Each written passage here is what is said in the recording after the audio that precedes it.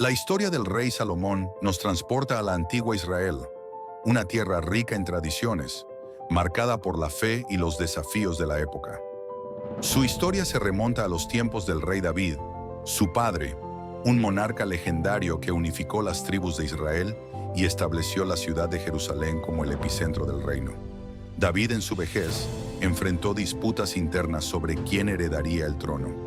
Aunque tenía varios hijos, entre ellos Adonías, la profecía y el favor divino señalaron a Salomón como el elegido.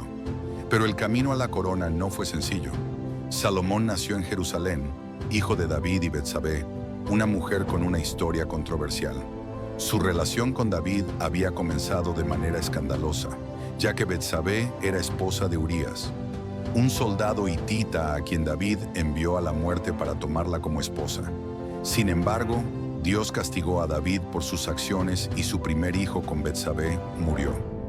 Más tarde, tuvieron a Salomón, cuyo nombre significa paz.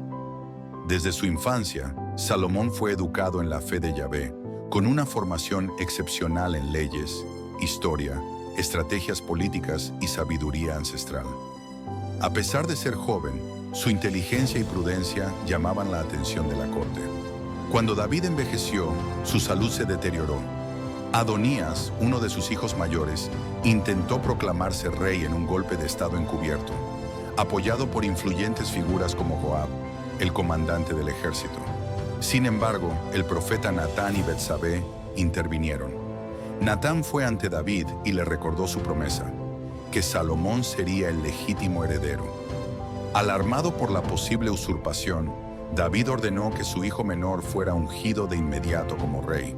Salomón fue llevado a Gión, donde el sacerdote Sadoc lo ungió con aceite sagrado, y el pueblo lo aclamó con gritos de alegría.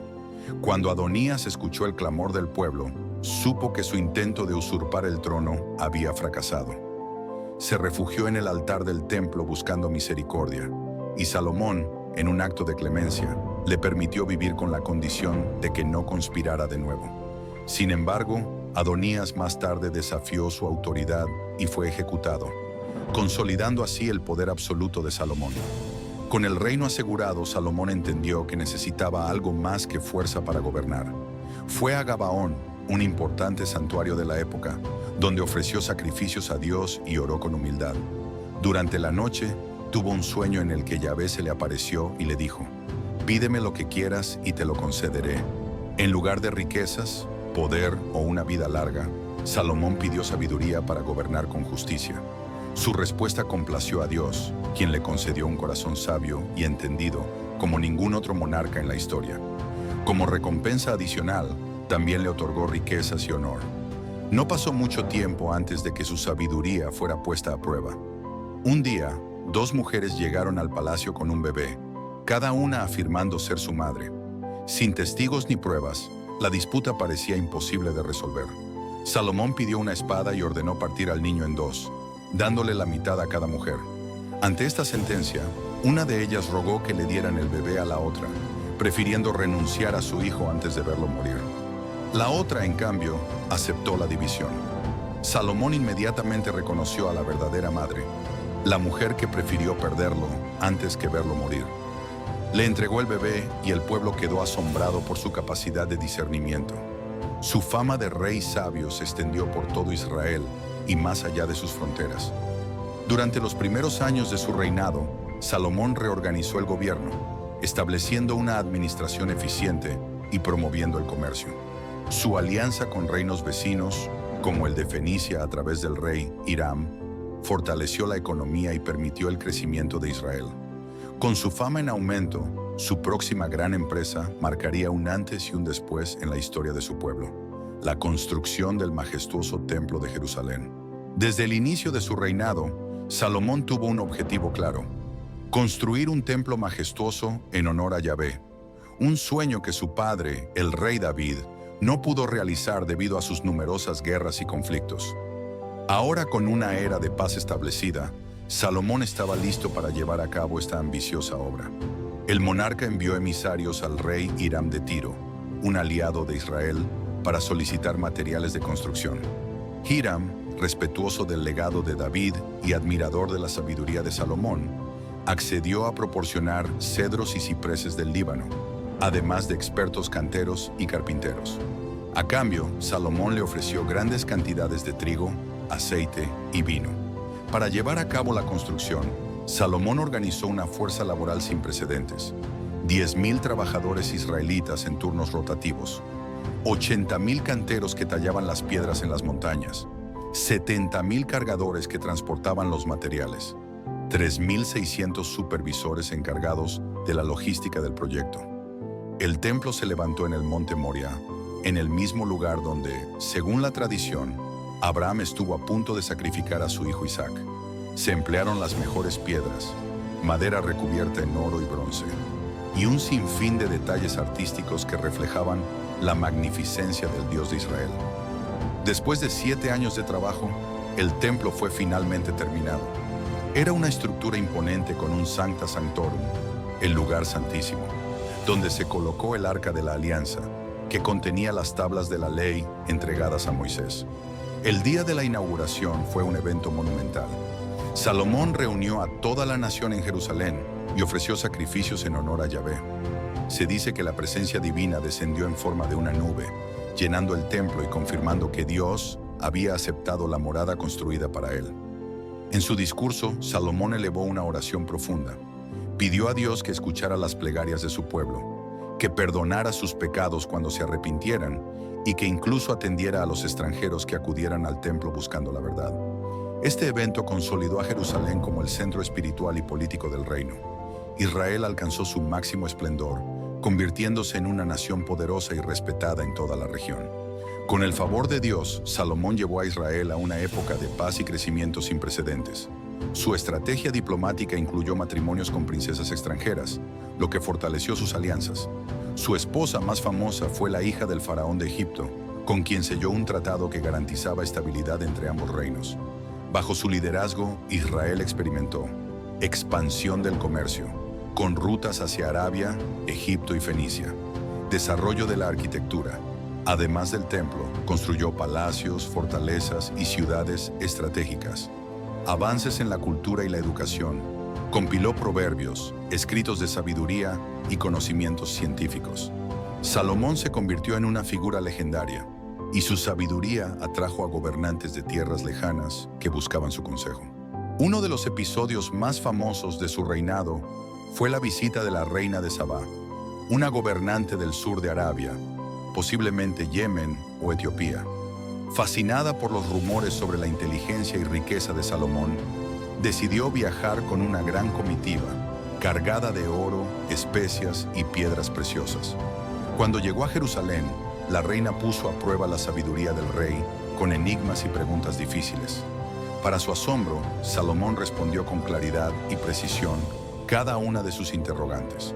Tras ver la grandeza del templo, la organización del palacio y la prosperidad del reino, exclamó: «Lo que escuché en mi tierra sobre tu sabiduría y tu riqueza era cierto, pero ni siquiera me contaron la mitad». Como muestra de su admiración, entregó a Salomón valiosos regalos, mientras que él le correspondió con bienes de Israel.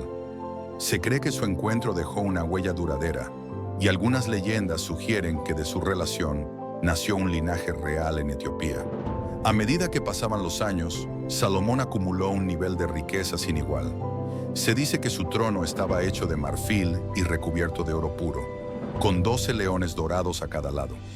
Tenía una flota de barcos comerciales que traían bienes exóticos como marfil, monos y pavos reales desde tierras lejanas. Cada año recibía más de 20 toneladas de oro, además de tributos de otras naciones. Su ejército contaba con miles de carros y caballos traídos de Egipto, y su corte estaba llena de lujos inimaginables. Sin embargo, con tanta abundancia y poder, comenzó a desviarse del camino. En su afán por fortalecer su reino, Salomón contrajo matrimonio con 700 esposas y 300 concubinas, muchas de ellas extranjeras. A pesar de que Dios le había advertido sobre el peligro de adoptar costumbres paganas, Salomón permitió que sus esposas trajeran sus propias religiones a Israel. Con el tiempo empezó a construir altares para dioses extranjeros, como Astarte, Milcom y Quemos. Incluso llegó a ofrecer sacrificios en estos santuarios, alejándose de la pureza de la fe en Yahvé. Los sacerdotes y profetas comenzaron a advertirle que su comportamiento traería consecuencias. Pero el rey, cegado por el poder y el lujo, no les prestó atención. Dios, indignado por su idolatría, le envió un mensaje claro. Debido a que te has apartado de mí, después de tu muerte tu reino será dividido. Las primeras señales del descontento ya se sentían en el reino. Un joven ambicioso llamado Jeroboam, que trabajaba en la construcción de las fortificaciones de Jerusalén, empezó a ganar influencia entre el pueblo y sería clave en los eventos venideros.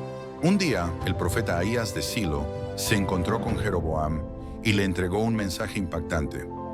Dios ha decidido arrancar el reino de la dinastía de Salomón. Se dividirá en 2 partes y tú gobernarás sobre 10 tribus. Cuando la noticia llegó a oídos de Salomón, intentó matar a Jeroboam, pero éste escapó a Egipto, esperando su oportunidad para volver. Con el peso de los años y el descontento creciente en el pueblo, el reinado de Salomón empezó a desmoronarse. Aunque aún conservaba su gloria, los cimientos de su imperio estaban resquebrajándose. Los últimos años de Salomón estuvieron marcados por el agotamiento, la insatisfacción del pueblo y la advertencia divina de que su reino no permanecería intacto después de su muerte. El lujo desenfrenado y los constantes proyectos de construcción habían llevado a un aumento desproporcionado de los impuestos y el trabajo forzado, lo que generó resentimiento entre los israelitas, especialmente en las tribus del norte.